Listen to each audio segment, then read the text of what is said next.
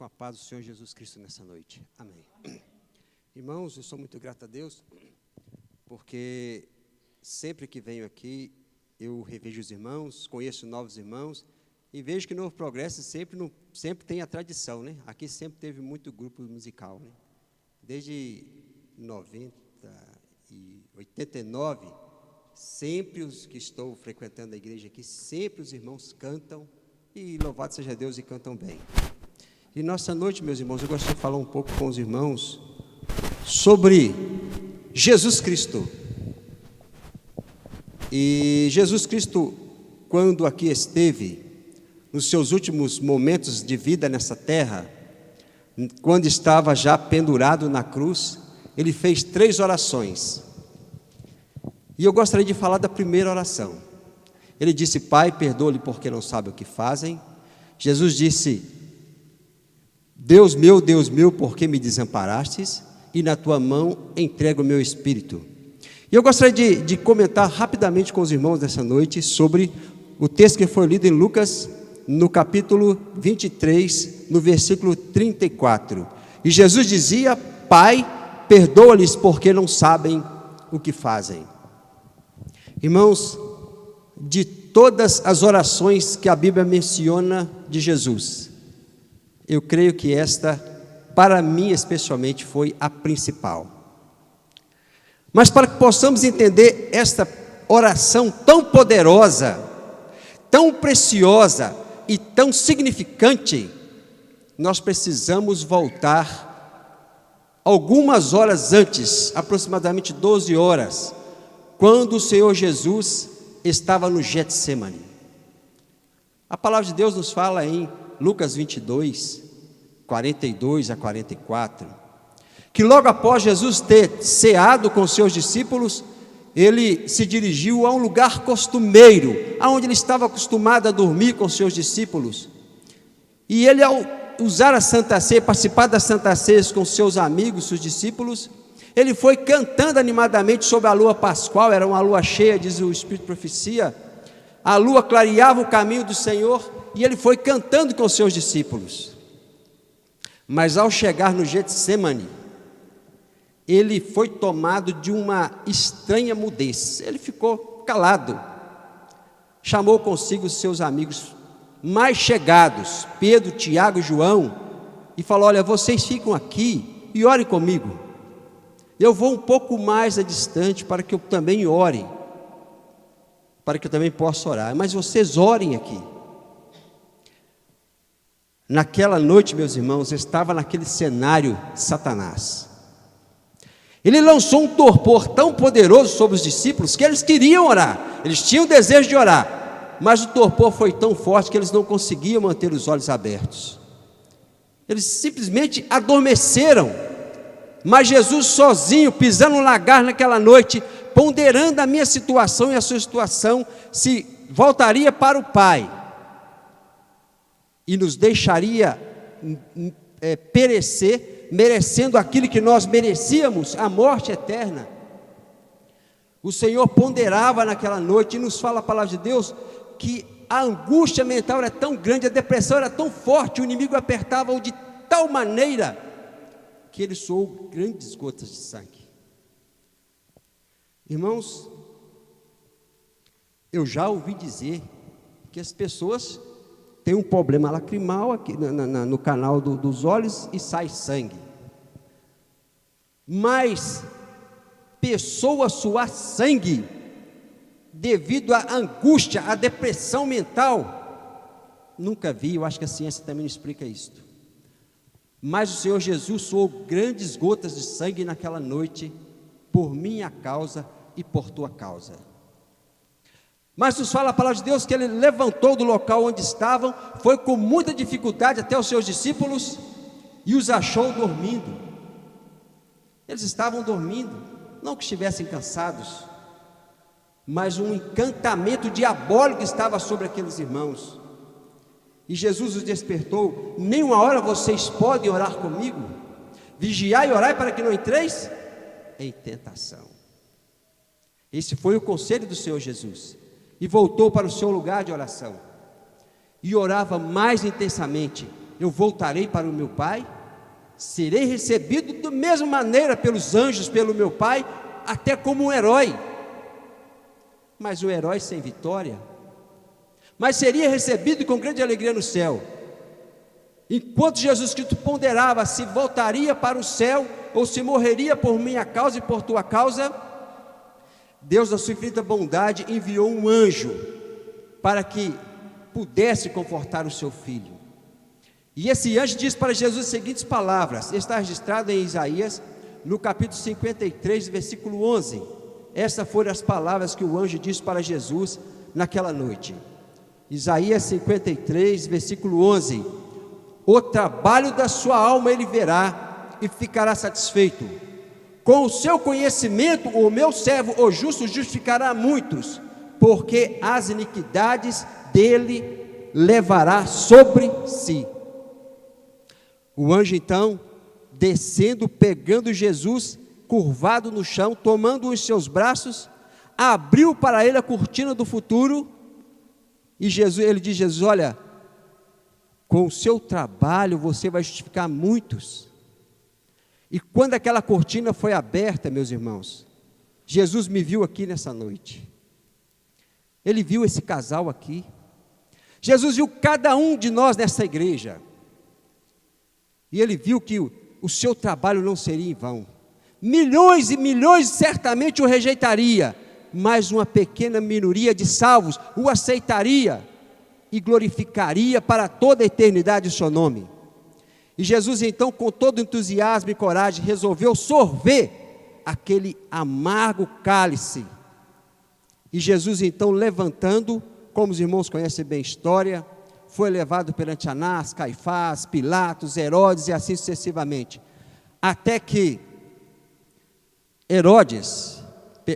Pilatos, desejando soltá-lo, depois daquela mensagem terrível que ele recebeu da sua esposa, que ela teve um sonho terrível, falou: olha, não se envolva com a causa desse justo. Pilatos, tentando soltá-lo de toda maneira, falou: eu vou mostrar para vocês que eu não tenho problema com este homem, não vejo nele nada que possa condená-lo, vou mandar chicoteá-lo. Meus irmãos,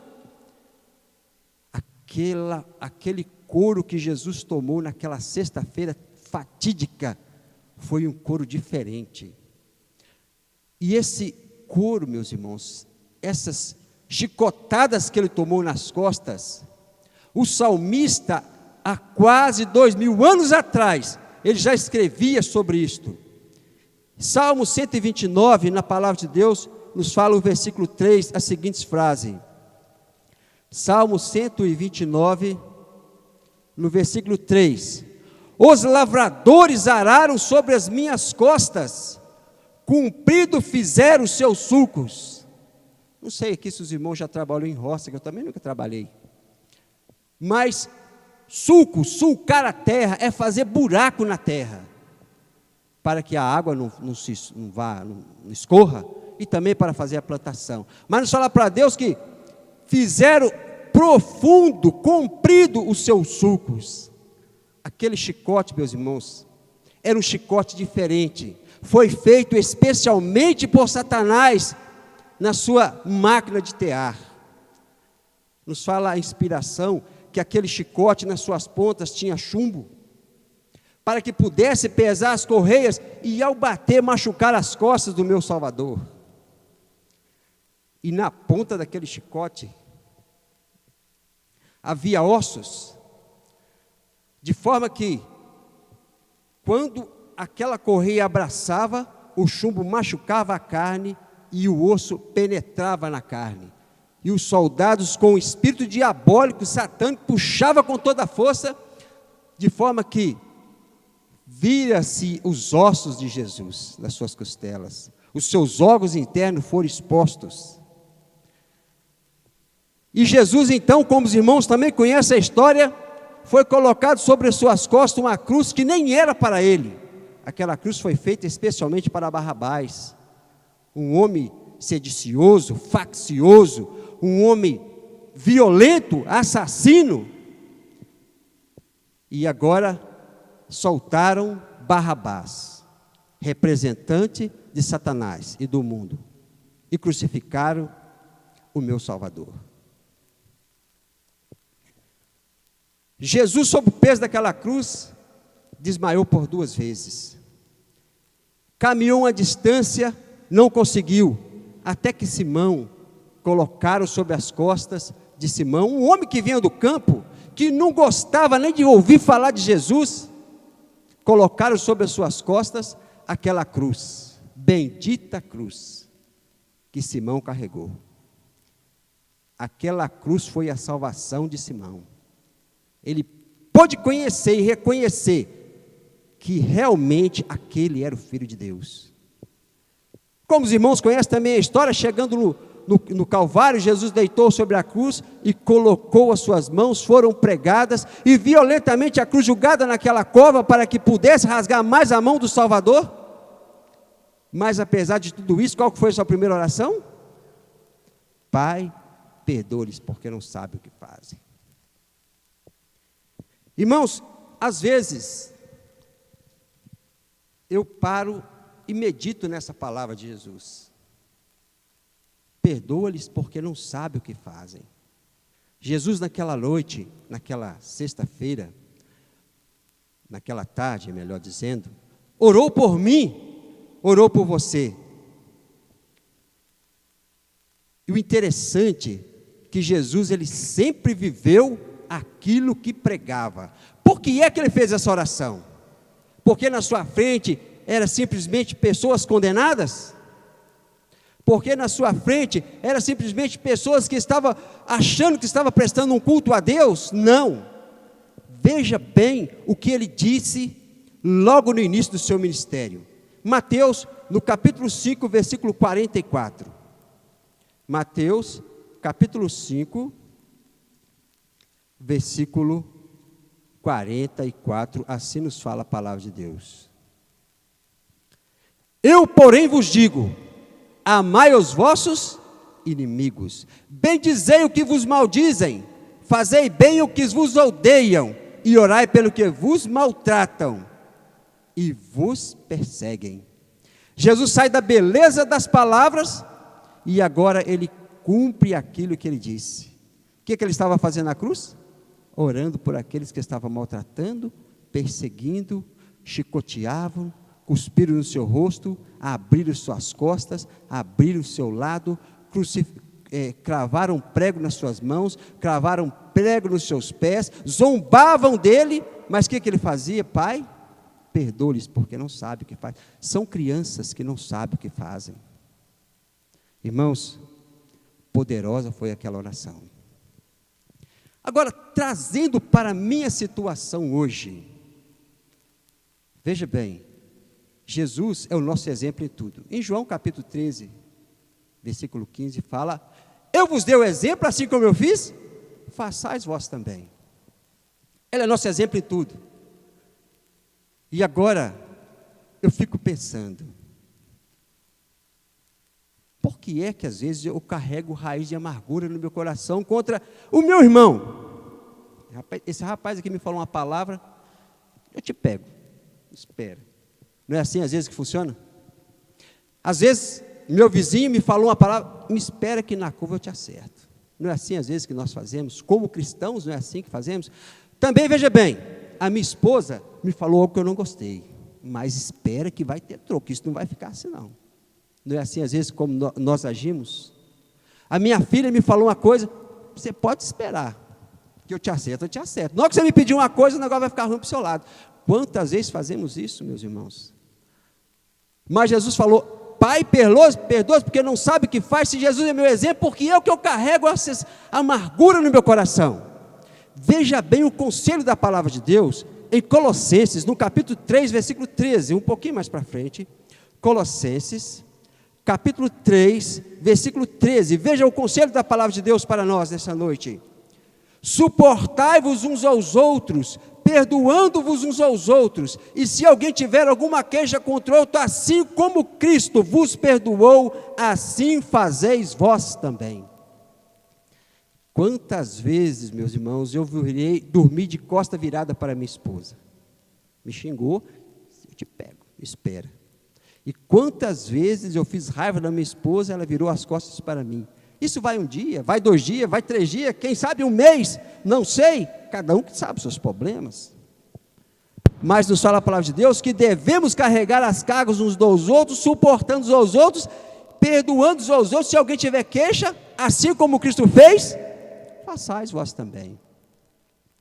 Problema na família, eu sou duro, na minha casa funciona da minha maneira, eu sou sincero, meu irmão, eu te pego. Irmãos, Jesus não procedeu dessa forma, e nem dessa maneira. Imagine bem, briguei com a minha esposa, viajei para Belo Horizonte, brigado com a minha esposa, de repente acontece um problema, eu não volto mais para casa, e aí como é que fica a minha situação? Sabeis como é que fica? Vamos ver o que nos responde a palavra de Deus. Efésios, um pouquinho para trás, Efésios, no capítulo 4, versículo 26. Irai-vos e não pequeis, não se põe o sol sobre a vossa ira. Por que é que o sol não se pode pôr sobre a minha ira? Meu amigo, eu não sei se eu vou acordar vivo, e se eu morrer essa noite, como é que fica? Eu não me reconciliei com meu irmão, eu estou esperando a Santa Ceia para me reconciliar com ele. Aqui está o irmão Saulo, não posso nem ver o irmão Saulo. Irmãos, não se põe o sol sobre a vossa ira, ainda mais diz no versículo 31. Ira e cólera, e gritaria e blasfêmia.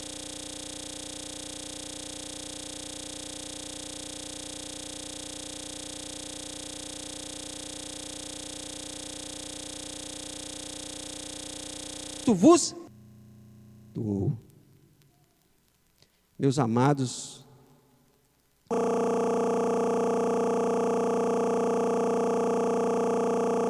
é importante perdoar a pessoa. Daquele estava nos seus últimos momentos de vida. Nem se alguém tentasse tirá-lo dali, ele não tinha mais jeito de continuar vivo. A profecia dizia que ele tinha que morrer naquele dia, ele tinha que morrer naquele dia. Não tinha outra opção. E Jesus estava para morrer. E ele não queria carregar no seu coração nenhuma raiz de amargura contra o ser humano. Foi por isso que ele disse: Pai, perdoa-lhes porque não sabem o que fazem. Mas eu sou melhor do que Jesus, eu posso carregar uma raiz de amargura contra o Saulo, contra o Leilson, contra os irmãos, eu posso. Porque na hora que eu quiser eu perdoo, mas eu não sei se eu vou estar vivo amanhã aí. Eu posso carregar a raiz de amargura contra a minha filha, contra a minha esposa, porque eu que convivo com ela, eu sei o problema sério que ela é. Mas e se eu morrer agora? Se eu não voltar para casa? Como é que fica a minha situação? Olha, se ela aceitou casar comigo, então eu tenho que suportá-la e ela tem que me suportar. Não tem outro jeito, meus irmãos. Então eu vou fazer o possível para que eu possa viver bem. E se eu levar felicidade para ela, fazer tudo o que ela precisa, e atendendo o que ela necessita, ela será feliz, e vai viver bem, e vai me deixar em paz, e vai me deixar feliz, e seremos um casal felizes. Irmãos, educação é uma coisa que cabe em qualquer lugar. Mas eu quero dizer para os irmãos por que é importante perdoar. Aqui está o irmão Saulo. Eu tenho um problema sério quanto ao irmão Saulo.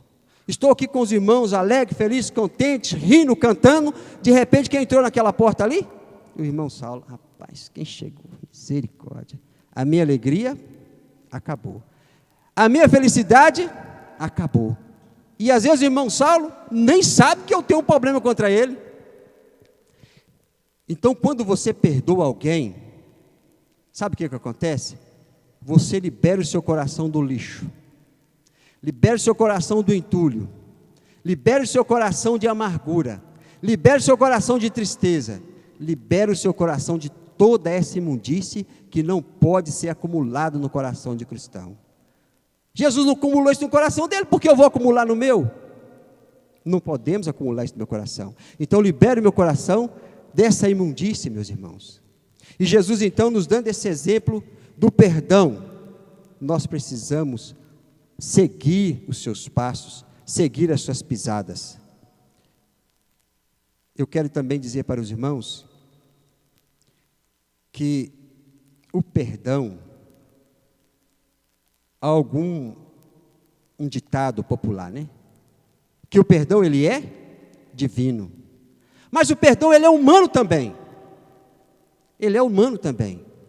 Que nos fala a palavra de Deus em Mateus capítulo 6, Jesus ensinando os seus discípulos a orar, ele diz: Pai, perdoa as minhas dívidas, assim como eu tenho perdoado os meus devedores. Se eu não perdoei o meu devedor, como é que eu posso pedir perdão a Deus? É muito séria essa questão. E no céu somente chegará aqueles que não têm nenhum tipo de raiz de amargura no seu coração, ou que seja contra o seu irmão, ou seja contra o seu marido, ou seja contra a sua esposa, ou seja contra o seu filho, vizinho, amigo do trabalho, na escola. Nós não podemos, como cristãos, carregar esse tipo de coisa no nosso coração. É lógico, sim, às vezes falamos uma palavra e sem querer eu ofendo aqui o meu irmão. Não tinha intenção de ofendê-lo, mas veja bem qual é o conselho da palavra de Deus em Mateus, no capítulo 18 e 16. Se teu irmão pecar contra ti, o que você tem que fazer? Vai até ele. Olha, eu falei algo que o irmão Leilson não gostou, vem até a minha pessoa. Olha, irmão, você falou aqui, rapaz, você me perdoa, que eu nem imaginava que eu estava te ofendendo, eu nem sabia. Se teu irmão tem alguma coisa contra ti, vai até ele, e se você se acertou, ganhaste o teu irmão, e se ele não te ouviu, o que faz? Pega 2 ou 3 testemunhas, e se não ouviu a testemunha, leva para a igreja. Se não ouviu a igreja, considere como gentio e publicano. Assim é o conselho da palavra de Deus. Mas o que é que nós fazemos? Eu tenho um problema com o Leilson, levo para o Saulo, levo para o rapaz aqui, levo para os irmãos aqui, e de repente, eu falei que o irmão Leilson usava o terno preto, já chegou lá na frente que ele usa o terno vermelho, porque quando eu era menino, a gente brincava sempre na escola assim, a professora colocava todo mundo em roda, e aí contava uma coisa no ouvido de um, e ela falava uma coisa, e chegava lá no outro lado completamente diferente, naquela ponta completamente diferente. E assim também é, meus irmãos. E o que acontece? Falei que o irmão tem um terno preto, de repente chegou lá que tem um terno vermelho. E aí o irmão, olha Moisés, aliás, ele não vai nem falar nada comigo, né? Se ele quiser, vai já logo querer me dar um tiro, a verdade é essa aí. Então, irmãos, não vamos deixar que o sol se ponha sobre a nossa ilha. Não vamos deixar que a nossa igreja de Novo Progresso, ao invés de ser um instrumento na mão de Deus, seja simplesmente uma ferramenta nas mãos de Satanás. Por mais leigo que nós sejamos, nós sabemos que estamos chegando aos fins dos tempos. Jesus Cristo, se os nossos olhos fossem abertos, veríamos Ele já saindo do lugar santíssimo onde Ele está, depondo as suas vestes de sacerdote e vestindo as suas vestes de juiz. E quando Ele falar está feito, tem mais jeito para ninguém não, companheiro. Não adianta chorar, não adianta confessar seus pecados mais, muitos confessarão em praça pública, mas será tarde demais. Não adianta correr para o papai, para a mamãe, para o titi, não tem mais jeito. Se é tempo de nós colocar a nossa vida em ordem, esse tempo é agora, é hoje. Se há momento de nós resolver os nossos problemas com os nossos irmãos, nossos amigos, nossos parentes, esse problema é hoje, é agora, porque amanhã pode ser tarde demais. E aí, quando estiver diante do Deus Todo-Poderoso, o Senhor Jesus, olha, Senhor, eu ouvi falar de Ti, eu até preguei sobre Ti, eu até cantei sobre Ti, eu até levei alguns para a igreja, mas eu nunca tive uma experiência com o Senhor, eu nunca tive uma intimidade com o Senhor, eu nunca tive a sua companhia, eu nunca quis ser compreendido pelo Senhor, porque eu quis andar pelos meus próprios passos, achava que eu tinha razão, achava que eu sempre era o mais inteligente. No entanto, aqueles que eu desprezavam estão aí na cidade do seu lado, e eu estou do lado de fora. Será triste aquele dia para muitas pessoas. Irmãos, muitos dirão naquele dia, aos rochedos, cair sobre nós quando ele da face daquele que é vindo, mais outro por outro lado, outros dirão, este é o nosso Deus a quem aguardávamos, na sua salvação gozaremos e nos alegraremos. Que o Senhor nos ajude e nos abençoe, meus amados. Que nós possamos ser essa classe que dirá ao Senhor Jesus: ora vem, Senhor Jesus. É o nosso sincero desejo, a nossa oração. Amém.